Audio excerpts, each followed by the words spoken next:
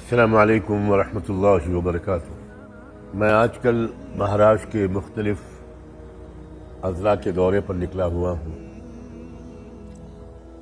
اسی سفر کے سلسلے میں اورنگ آباد بھی جانا ہوا۔ وہاں میری قیامگاہ پر ملاقات کے وقت میں بہت سے حضرات مجھ سے ملنے آ رہے تھے۔ اس میں سے 2 صاحبان بھی تشریف لائے میرے پاس، اور یہ کام فقیر درویش لوگ ہیں، کچھ اسلام کی دعوت کا کام کر رہے ہیں۔ انہوں نے مجھے کچھ کتابچے پیش کیے، میں نے شکریہ کے ساتھ وہ قبول کیا اور رکھ دیا۔ اس وقت تو میں ان پر نظر بھی نہیں ڈال سکا کیونکہ آنے والوں کی قطار لگی ہوئی تھی۔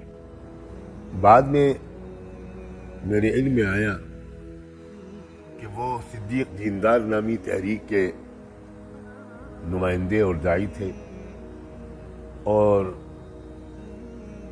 اس ملاقات کی انہوں نے تصویریں کھنچوائیں اور اس کو اس طرح وائرل کر رہے ہیں، پھیلا رہے ہیں، اس کے ساتھ میں یہ تاثر دے رہے ہیں میرا نام لے کر کہ فلاں صاحب کی، مولانا سجاد نعمانی صاحب کی ہم کو تائید اور سرپرستی حاصل ہے۔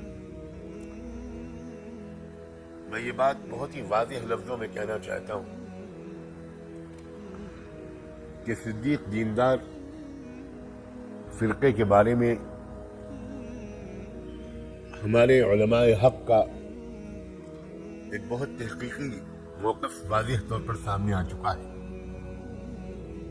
حیدرآباد کے مستند علماء، معتبر اور مشہور ترین عالم حضرت مولانا محمد عبد القوی صاحب اور ان کے دیگر رفقاء اور دیگر بہت سے علماء بہت واضح طور پر دلائل کے ساتھ یہ تحقیقی موقف پیش کر چکے ہیں کہ صدیق دیندار فرقہ یہ ایک گمراہ فرقہ ہے اور قادیانیت ہی کی ایک شکل ہے۔ میں سخت الفاظ میں اس بات پر اظہار مذمت کرتا ہوں کہ انہوں نے اس ملاقات، اس مختصر سی 1-2 منٹ کی ملاقات کی تصویروں کو وائرل کیا اور یہ تاثر دینے کی کوشش کی کہ میں ان کا مؤید ہوں۔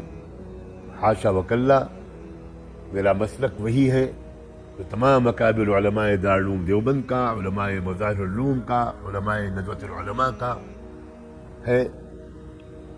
میں انہی حضرات اکابر کا ایک ادنا سا شاگرد اور طالب علم ہوں، اور جمہور علماء کے مسلک پر چلنے ہی کو سلامتی کی راہ سمجھتا ہوں۔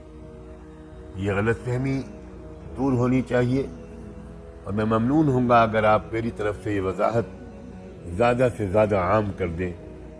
اللہ تعالی ہم سب کو صراط مستقیم پر گامزن رکھے اور ہر طرح کے گمراہی اور انحراف سے ہم سب کو محفوظ رکھے۔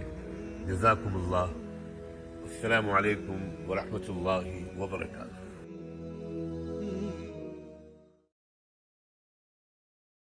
ثانی انٹرنیشنل حج عمرہ ٹورز اینڈ ٹریولز۔ حج عمرہ جانے کے خواہش مند حضرات اسکرین پر دیے گئے نمبرز پر کال کریں۔